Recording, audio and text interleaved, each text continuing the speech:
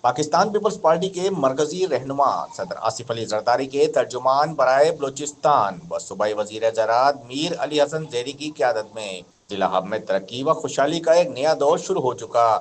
عوامی خدمت کا یہ جذبہ حالیہ اقدام میں بھی نمایاں نظر آیا، جب میونسپل کارپوریشن ہب میں دو لیڈی کونسلرز مسز عبدالستار خاصکھیلی اور مسز گل محمد پلال کی تجویز پر غریب، مسکین اور ہنرمند خواتین میں سلائی مشین تقسیم کی گئیں۔ اس موقع پر میر علی حسن زیری کے پرسنل سیکرٹری منور خاصکھیلی کا کہنا تھا کہ اس منصوبے کا مقصد ایسی خواتین کو باعزت روزگار مہیا کرنا ہے جو ہنر تو رکھتی ہیں مگر وسائل سے محروم تھیں۔ یہ اقدام ان کے لیے معاشی خود کفالت کی جانب ایک مضبوط قدم ہے۔ قابل تحسین بات یہ ہے کہ میر علی حسن زیری نے نہ صرف پیپلز پارٹی کے منتخب کونسلرز کو بلکہ تمام سیاسی جماعتوں سے وابستہ بلدیاتی نمائندوں کو ان کے ترقیاتی فنڈز کی بروقت اور مساوی فراہمی یقینی بنائی۔ منور خاصکھیلی کا کہنا تھا کہ